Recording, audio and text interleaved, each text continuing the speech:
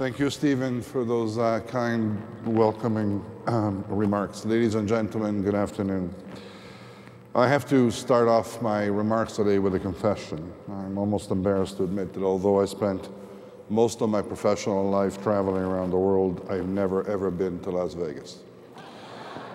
I am what you call a Nevada novice. And although the city has been immortalized in enough movies that I think I'm almost familiar with all the places in it.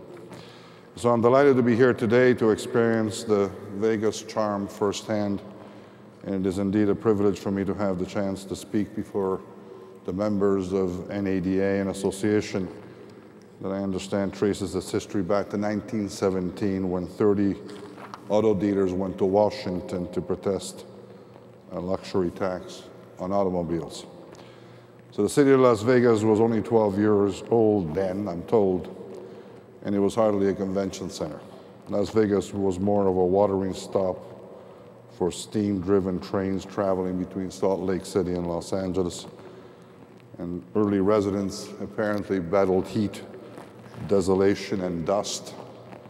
And there were more tumbleweeds than automobiles. And in fact, one of those pioneer settlers watching tumbleweeds blow first one way and then the other, back and forth on an unpaved Fremont Street, originally uttered the remark, "Whatever happens in Vegas stays in Vegas."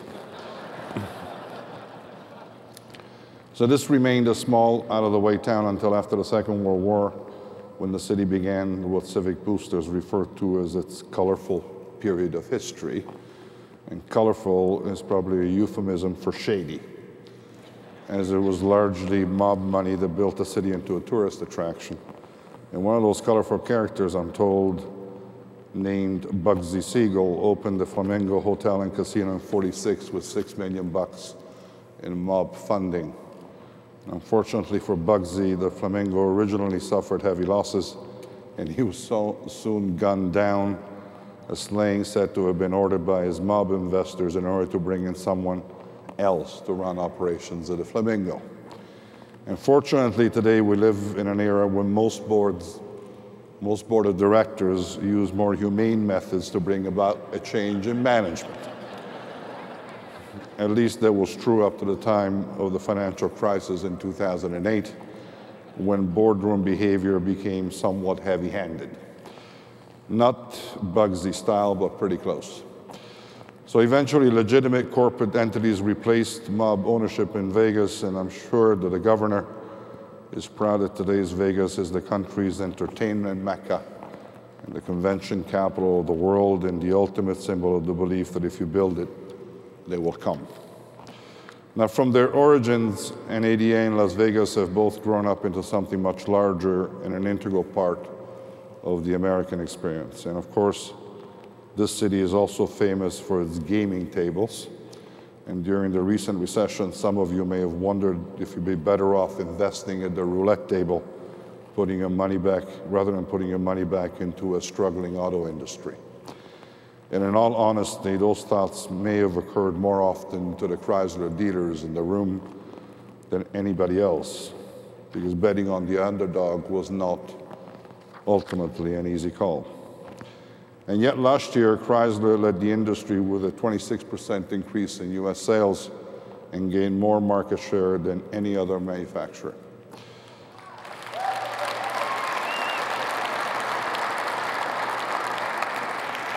And just 3 days ago, we released our 2011 financial results, which showed that we made $2 billion in operating profit, and we shipped 2 million cars worldwide, a 26% increase from 2010. Now, we've been receiving accolades in the press for this comeback, but the truth is that Chrysler itself didn't sell a single car to its customers. It was Chrysler dealers who moved the metal one vehicle at a time. And in fact, our sales, our retail sales, increased 43% last year.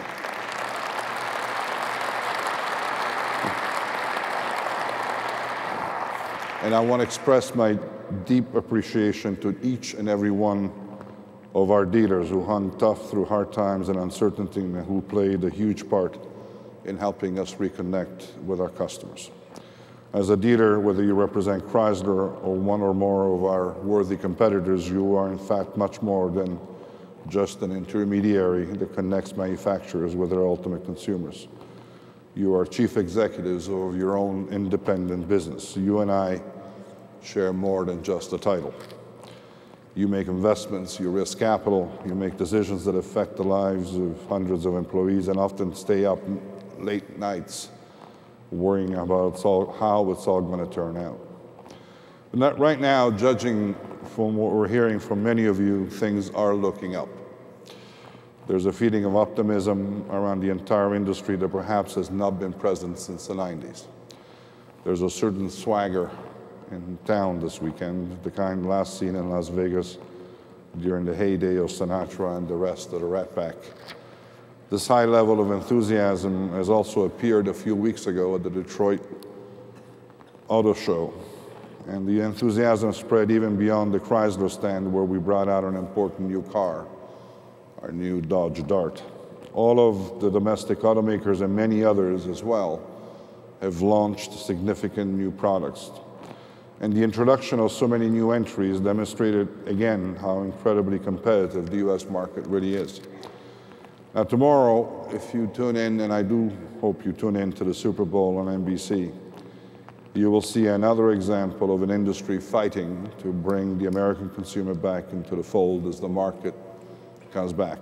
Chrysler will be back in the game as an advertiser, although I confess it will probably be highly improbable, if not impossible, to replicate the success of the 2-minute Born of Fire commercial that we aired last year. That commercial featuring M&M was a calculated all-or-nothing risk that was enthusiastically received during the game and has now surpassed 21 million views on YouTube, as well as being named the best automotive commercial in the world at the Cannes International Advertising Festival in France. Now, I don't want to give away too much about the commercial.